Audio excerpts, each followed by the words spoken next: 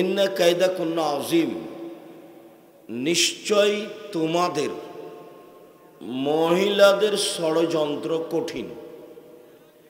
কথাটা আল্লাহ তাআলা বলছেন জুলাইখার স্বামী জুলাইখাকে, যে ইন্না কায়দাকুন্না আযীম, নিশ্চয় তোমাদের ষড়যন্ত্র বড় কঠিন। ওয়াইন্না কায়দা শয়তানে দাঈফা, আর শয়তানের ষড়যন্ত্র দুর্বল। পাশাপাশি দুইটা উল্লেখ করলেন। তাতে আল্লাহ বললেন তোমাদের মহিলাদের ষড়যন্ত্র কঠিন, বড় শক্তিশালী, আর শয়তানের ষড়যন্ত্র দুর্বল। অথচ শয়তান কি একটু বলি, আল্লাহ যখন শয়তান ইবলিসকে বললেন যে আদমকে মেনে নাও, ফেরেশতারা মেনে নিল, ইবলিস মানল না। তখন আল্লাহ বললেন যে ইবলিস তুমি আদমকে কেন মেনে নিলে না? তো বলছে আদম তো মাটির তৈরি, আমি তো আগুনের তৈরি, আমি তাকে কেমনে মানি? তখন আল্লাহ বললেন যে তাহলে তুই আমার দয়া রহমত থেকে সরে যা। তখন ইবলিস বলল যে ঠিক আছে, আমি আপনার দয়া রহমত থেকে সরে যাচ্ছি, তবে আমার একটা কথা মানতে হবে। সেটা কি? আমাকে কিয়ামত পর্যন্ত বেঁচে থাকার সুযোগ দিতে হবে। তো ও বলেছে ইলা ইয়াউমিল কিয়ামা, কিয়ামত পর্যন্ত। তো আল্লাহ তার কথাটা মেনে নিলেন, তবে তার ভাষাতে মানলেন না। বললেন ইলা ওয়াক্তি মালুম, একটা সময় পর্যন্ত তোমার কথা মেনে নিলাম। কারণ ইবলিস লম্বা সময় বেঁচে থাকবে, তো তোমার কথা আমি একটা সময় পর্যন্ত মেনে নিলাম। যেমন এই কথা বলেছে, তেমনি ইবলিস বলছে রব্বি, হে আমার প্রতিপালক। দেখুন ওর ভাষা কেমন, বলছে রব্বি, হে আমার প্রতিপালক, ইজ্জতে কা, তোমার মর্যাদার কসম, তোমার সম্মানের কসম, তোমার মান সম্মানের কসম করে বলছি, লাউবিয়ানাল ইনসানা মা দামাত আরওয়াহুম ফি আসাদিহিম, আদমের ছেলেমেয়ের দেহে যতক্ষণ পর্যন্ত শ্বাস থাকবে আমি তাকে ভুল পথে, ভ্রান্ত পথে নিয়ে যাবই। আমি একাই জাহান্নামে যাব? আদমের ছেলে মেয়েকে নিয়েই যাব। আদমের ছেলে মেয়ে কিভাবে জান্নাতে যায় তা আমি দেখে ছেড়ে দেব। এই কথা ইবলিস বলল। তখন আল্লাহ বলছেন শুনে রাখ ইবলিস, ইজ্জতি ওয়া জালালি ওয়া ইরতিফায়ে মাকানি, আমার সম্মানের কসম, আমার ইজ্জতের কসম, আমার মর্যাদার কসম, আদমের ছেলে মেয়ে যতবার বলবে আমার ভুল হয়েছে ততবার আমি তাকে ক্ষমা করে দেব। তবে আল্লাহ এ কথা বললেন না যে তুই পারবি না, তবে ভুল পথে নিয়ে যেতে পারবি না, এ কথা বলেননি। বলেছেন যে আদমের সন্তান ভুল করার পরে যদি আমাকে বলে ভুল হয়েছে, তাহলে আমি তাকে মাফ করে দেব। এই কথাটা আল্লাহর নবী বলেছেন কুল্লু বানি আদম খাত্তা, আদম সন্তানই পাপী। খায়রু খাত্তাইনা তাওয়াবুন, উত্তম পাপী ওরাই যারা পাপ হয়ে গেলে ক্ষমা চায়। এই কথাটাই আল্লাহ তাআলা কোরআন মাজিদে বলেছেন ইন্নাল ইনসানা লাফি খুসর, নিশ্চয় মানুষ ক্ষতির মধ্যে, মানুষই পাপী। ইল্লাল্লাযীনা আমানু, তবে যারা ঈমান এনেছে, ওয়া আমালুস সালিহাত, সৎ আমল করেছে, ওয়াতাওয়াসাউ বিল হক্কে, হকের দাওয়াত দিয়েছে, ওয়াতাওয়াসাউ বিস সবরে, ধৈর্যের দাওয়াত দিয়েছে, ধৈর্যের, এরা ভালো। ধৈর্যের কথা সবাই বলে, কেউ জানে না ধৈর্য কি জিনিস। সময় আসলে তা গালি দেওয়ার ক্ষমতা দেখি নেই, গালি দেয়।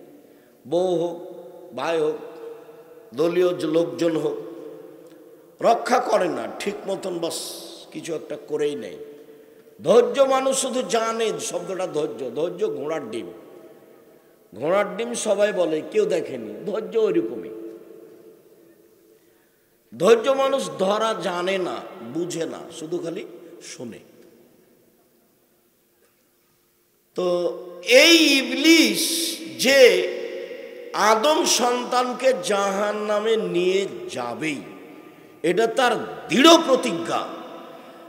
এই ইবলিসের ষড়যন্ত্র দুর্বল আর মহিলাদের ষড়যন্ত্র সবল, এই কথা আল্লাহ বলছেন। তুমি তো বোকা ছেলে, দিনরাত মেয়ের প্রেমে পড়ে তার ছবি দেখো, তার গান শোনো, তোমার তো বুদ্ধি নষ্ট হয়েছে, তুমি তো ইহুদি খ্রিস্টানের তালে চলো। আল্লাহ নবী বলছেন যে আমার জীবনে বড় ভয়, আল্লাহ রাসূল বলছেন আমার জীবনে বড় আশঙ্কা, আমার উম্মতের ব্যাপারে আমি খুব আশঙ্কা করি, ভয় করি। এক, আইম্মাতা মুজিল্লিন, ভ্রান্ত আলেম, মাওলানা সাহেবেরা ধর্ম বিক্রি করে খাবে, এটা আমার ভয়। মাওলানা সাহেবেরা বিকৃত ধর্ম প্রচার করবে, এটা আমার ভয়, এটা আমার 1 নাম্বার ভয়। এ কথা তিনি পৃথিবীর মানুষের সামনে বলে গেলেন। 2 নম্বরে বললেন সাতাবদ কাবাইল মিন উম্মতি আলাউসানা, আমার উম্মত মূর্তি পূজা করবে, এটা আমার ভয়। আমরা মূর্তি পূজা করব মানে প্রয়োজনে মূর্তির কাছে যাব, সম্মান করব, বাপের ছবি সুন্দর করে বেঁধে পাশে রাখবো। এমপি সাহেবকে বলছি, এমপি সাহেব আপনি মূর্তিটা নামান, আমি আপনার পাশে মূর্তি থাকাকালীন কথা বলতে পারি না। তা আমাকে বলছে যে আমি খাঁটি আহলে হাদিস। তো আমি বললাম যে আপনি পাশে মূর্তি রেখে খাঁটি আহলে হাদিস হলেন? দেখেন আমি যদি আপনার যদি অনুকূলে না হয় তাহলে আমি যাই। তো যে না না না, বসেন বসেন বসেন, মূর্তি সরাচ্ছি। তো মূর্তি সরালো। আমি কোনোদিন মূর্তিওয়ালা ঘরে প্রবেশ করিনি। বহু এরকম ঘটনা আছে। রংপুরের নাম বলছি না, এক মাওলানা সাহেব এক ঘরে বসে আছে, চতুর্দিকে মূর্তি সাজানো আছে। আসসালামু আলাইকুম ভাইজান, আপনি এই ঘরে? ইন্না লিল্লাহি ওয়া ইন্না ইলাইহি রাজিউন। তখন আমাকে বলছে যে আরে আপনি তো মুহাদ্দিস আব্দুর রাজ্জাক। এই কথা বলতে আমি এই ছেলেটাকে বললাম, এই তোমার রিক্সা কোথায়, চলো, এখানে থাকা হবে না। তখন ওরা তাড়াহুড়া করে অন্য ঘরে নিয়ে গেল। নোয়াখালীতে এক ঘরে থাকতে দিয়েছে, তো এক মাওলানা বসে আছে। মাওলানা সাহেব আবার চাঙ্গা মাওলানা, আপনারা চিনেন, নাম বলি না। তো আমি দেখছি ঘরে বসে আছেন মাওলানা সাহেব, আপনি ঘরে বসে আছেন, ঘরের ভেন্টিলেটর বুঝেন আপনারা? ভেন্টিলেটর বুঝেন? সবগুলো হচ্ছে ঘোড়া। ভেন্টিলেটরগুলো কি? তো বলছে আমি আপনার ঘরে তো বসতে পারি না, তাহলে আমি ফিরে যাই। কি করতে হবে? সব ঘোড়া ভেঙে দিতে হবে। সব ঘোড়াগুলো সব ভেন্টিলেটর একবারে ভেঙে দিল। ঠিক আছে, পরে বসলাম। অনেক বাড়িতে এরকম গেছি যে যে খাটে শুইতে দিয়েছে সেটাতে ময়ূর ছাপা আছে। ময়ূর ছাপা আছে, এই ঘরে তো আমার থাকা হবে না। তখন একবারে দা নিয়ে এসে ময়ূরকে কেটে একবারে শেষ করেছে, তারপরে বসেছে। এরকম অনেক আছে ঘটনা। সম্মানিত দিনী ভাই বোন, বলছিলাম গাল্লা কাতালে আবওয়াব, জুলাইখা দরজা বন্ধ করে দিল। অকালাত হাইতালাক, জুলাইখা বলল তুমি আমার সাথে জেনায় লিপ্ত হও। তখন ইউসুফ আলাইহিস সালাম বললেন, মাযাল্লাহ, আমি আল্লাহর কাছে আশ্রয় চাই। বলো কি তুমি? ইন্নাহু রাব্বি আহসানা মাসওয়ায়া, তোমার স্বামী আমার মালিক, তোমার স্বামী আমার মালিক। সে আমাকে ভালো খেতে দিয়েছে, সে আমাকে ভালো থাকতে দিয়েছে, আমি তার সাথে অন্যায় করতে পারি না, তার আমি খেয়ানত করতে পারি না, আমি তোমার সাথে অন্যায় করতে পারি না। এই কথা বলতেই যখন জুলাইখা জোর করে অন্যায় করতে চাইল, তখন তিনি আগে আগে দৌড়ালেন। দরজা কিন্তু সব বন্ধ করা আছে, তবে তিনি দরজা খুলে বের হলেন। এইটা বোঝা যায় না। তিনি আগে আগে বের হলেন, পিছনে পিছনে জুলাইখা বের হলো, সামনেই ছিল জুলাইখার স্বামী।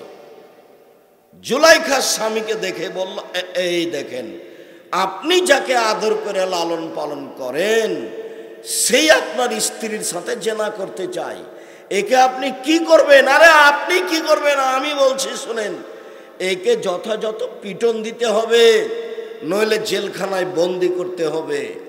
12 বছর জেল হলো। এর নাম নারী। খুব সাবধান। তুমি তো, তোমার মাথায় তো গোবর আছে, তুমি তো হিসাব করতে পারো না, তুমি দিন রাত তাকে নিয়ে ব্যস্ত আছো। আমার উম্মতের উপরে আমি 3টা বিষয়ে ভয় করি। এক, আলেম ওলামা ধর্ম বিক্রি করে খাবে। 2, আমার উম্মত মূর্তি পূজা করবে। 3, তালতাহিকু বিল কাবাইল বিল মুশরিকিন, আমার উম্মত হিন্দুদের সাথে মিশে যাবে। গান বাজনা বাদ্যযন্ত্র সব হিন্দুদের কাজ।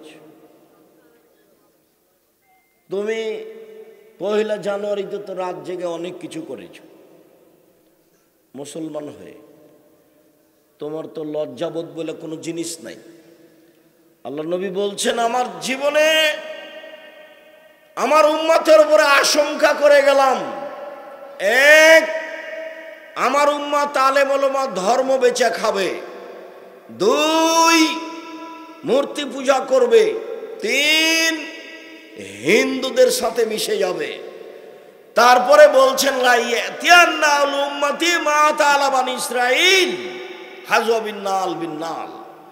আমার উম্মত ইহুদি খ্রিস্টানদের সাথে মিশে যাবে চাল চলনে, কথাবার্তায়, অফিস আদালতে, কাগজ কলমে, পোশাক আশাকে হুবাহু মিলে যাবে। ডান হাতের বিঘত যেমন বাম হাতের সমান, ডান পায়ের জুতা যেমন বাম পায়ের সমান, একবারে সমান সমান মিশে যাবে। বলতে বলতে ভাষাগত নিচে নামতে লাগলেন। নেমে বলছেন, পৃথিবীর মানুষ শুনে রেখো, ইহুদি খ্রিস্টান যদি মার সাথে জেনা করে থাকে তো আমার উম্মত মার সাথে জেনা করবে। বলো, তোমার মাথার চুলটা এরকম কেন? উপরে আছে চুল, বাকি চাঁচা আছে কেন? এটা কি? এটা ইহুদি খ্রিস্টানদের নীতি। বলো, তোমার গায়ে যে গেঞ্জিটা আছে তো সে খেলোয়াড়দের 10 লেখা আছে, এটা কি? বলো, তোমার মা একটা প্লেট কিনেছে, সেটা হলো চিংড়ি মাছ, এটা কি? বলো, তোমার বাপ একটা পট কিনেছে তোমার ছোট ভাইয়ের পেশাব পায়খানার জন্য, সেটা ঘোড়া, সেটা কি? তোমার মা একটা তরকারির বাটি কিনেছে, সেটা হলো কাতল মাছ। তোমার মা একটা আয়না কিনেছে, সেটা হলো রুই মাছ। তুমি বুঝতে পারো নি ইহুদি খ্রিস্টান কাকে বলে? শয়তান যেমন মানুষের রগে রগে রক্তের সাথে চলে, ইহুদি খ্রিস্টান তেমন মুসলমানের রগে রগে রক্তের সাথে চলে।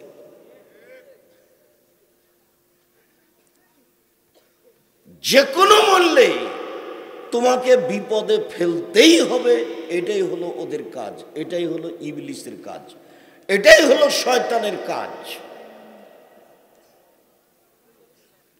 মহিলা মানুষ এত বড় একজন নবীকে বিপদে ফেলে বলছে যে একে যথাযথ পিটন দিতে হবে, নইলে জেলখানায় বন্দি করতে হবে। ভয়াবহ সম্প্রদায় নারী, যার পিছনে তুমি পড়ে দিনরাত তার সাথে প্রেমের গল্প করো, তার ছবি দেখে, ল্যাংটা অবস্থায় নাচতে দেখে তুমি চক্ষু ঠান্ডা করো, কলিজা ঠান্ডা করো, অন্তর জুড়িয়ে দাও, দিয়ে তুমি জান্নাত কিনতে চাও। ভুল হিসাব। হজবাতিন নার বিশ্বহাত, জাহান্নাম ঘেরা আছে মনের ইচ্ছা দিয়ে। হজবাতিল জান্নাত বিল মাকারে, নিয়ম নীতি দিয়ে জান্নাত ঘেরা আছে। জান্নাত পাওয়া খুব টাফ ব্যাপার।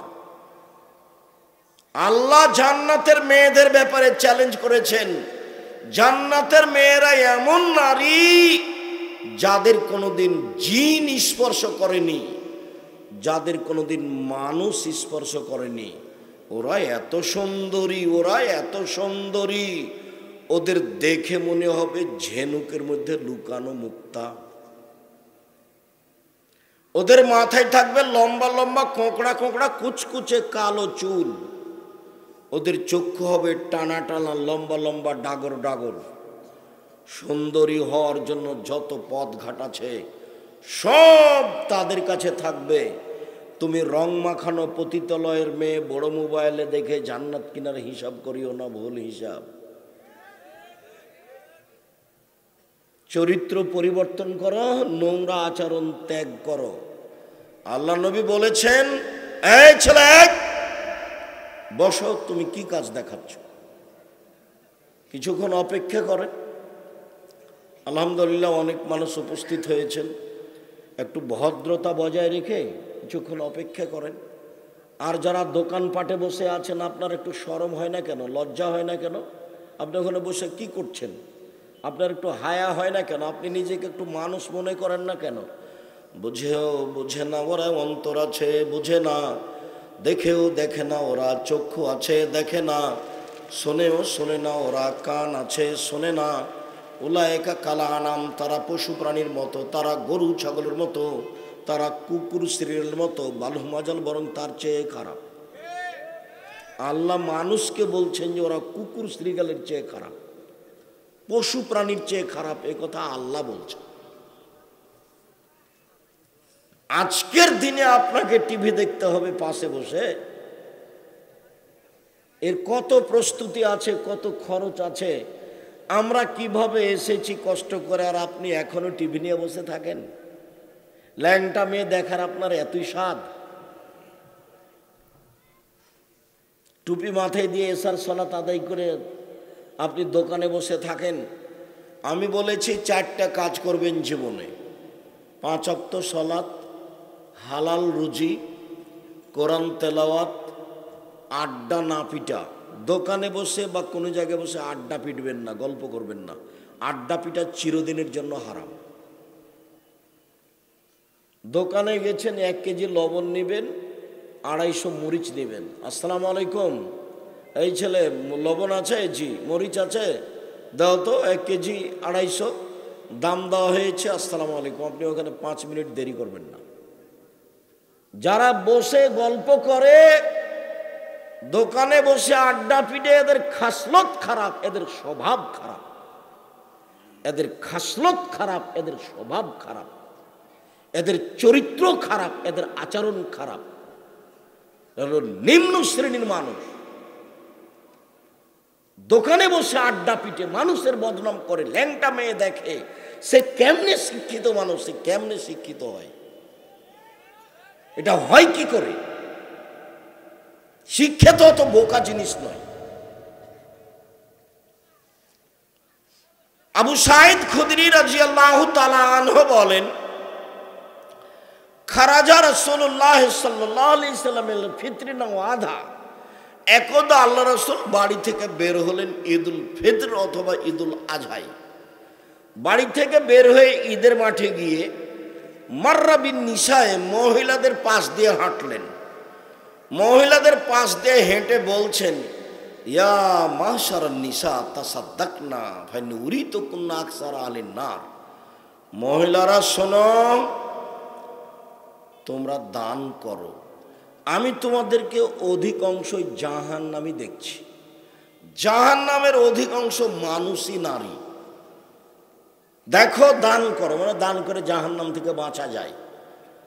তো একজন মহিলা সাহাবী বলে উঠলেন, লিমা, কেন? আমরা বেশি জাহান্নামে যাব কেন? তখন তিনি 3টা কথা বললেন আল্লাহর নবী।